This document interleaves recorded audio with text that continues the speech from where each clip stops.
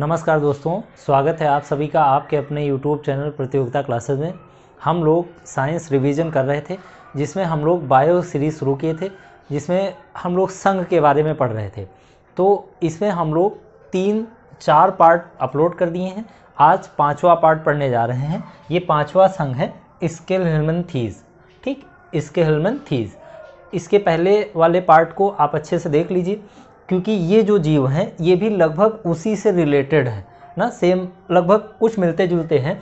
जैसे वहाँ भी आप देखिए 2 भागों में हमने इस वर्ड को डिवाइड किया था, इसी प्रकार यहाँ भी 2 भागों में डिवाइड है।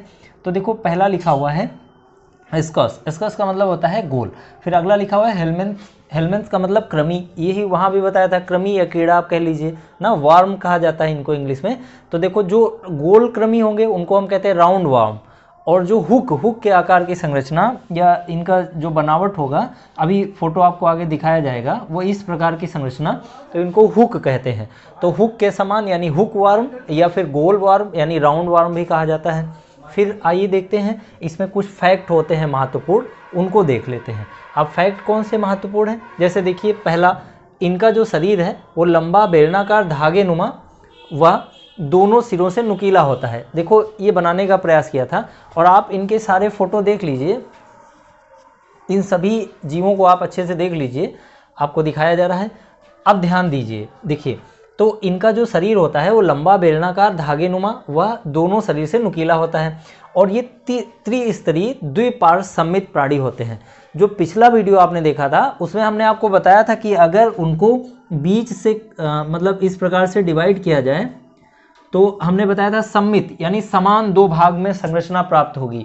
इसी प्रकार ये भी हैं, ये त्रिस्तरीय या द्विपार्श्व, मतलब 2 भाग में डिवाइड करेंगे तब भी समान, कभी कभी 3 भाग में डिवाइड करेंगे तब भी वो समान, यानी त्रिस्तरीय या द्विपार्श्व सममित प्राणी होते हैं। मतलब दोनों 2 भाग जब डिवाइड करेंगे तो ये भी समान आपको दिखेंगे। जैसे इस प्रकार की संरचना होगी ना, जैसे ये बना हुआ है। अब देखो दोनों सिरे से नुकीला है, बीच में बेलनाकार है। अब इसको अगर बीच से काट देंगे तो जैसा ये दिखेगा वैसा ही ये दिखेगा, ये इनके कहने का मतलब है। फिर अगला देखो लिखा हुआ है पाचन तंत्र सुविकसित होता है, किंतु अन्य अंग तंत्र जैसे श्वसन तंत्र या परिसंचरण तंत्र पूर्णतः विकसित नहीं होते। ध्यान दीजिए, इनमें पाचन तंत्र होता है, मतलब ये भोजन अपने भोजन को पचाएंगे, लेकिन इनमें श्वसन तंत्र और परिसंचरण तंत्र ये विकसित नहीं होगा। अगला लिखा हुआ है इस संघ के अधिकांश जीव परजीवी होते हैं। जाहिर सी बात है, वो अपना भोजन कर रहे हैं तो किसी पर निर्भर होंगे, किसी न किसी चीज़ पर, इसीलिए ये जो जीव होंगे वो परजीवी होंगे। और कुछ जीव मिट्टी पर रह रहे होंगे और कुछ जल में रह रहे होंगे। देखिए इससे पहले जितने भी हम लोगों ने पढ़ा था सब जलीय थे, अब धीरे धीरे स्थल की ओर बढ़ रहे हैं। वैसे ही तो इसीलिए इनको बड़ा क्रम से संजोया गया है। तो जैसे क्रम से हमने आपको पढ़ाया है, आप उसी क्रम से पढ़िएगा, याद करना आसान हो जाएगा।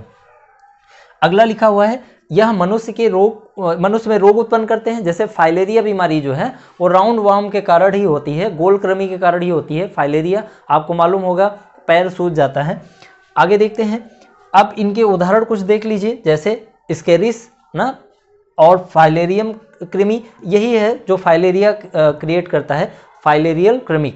अब आगे देखो हुक वार्म, अभी आपको समझा रहे थे हुक वार्म, और एक होता है पिन कृमि।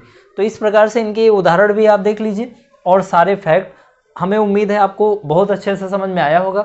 अगर आपको ये सब अच्छे से समझ में आ रहा है तो आप वीडियो को लाइक, शेयर और चैनल को सब्सक्राइब जरूर करें।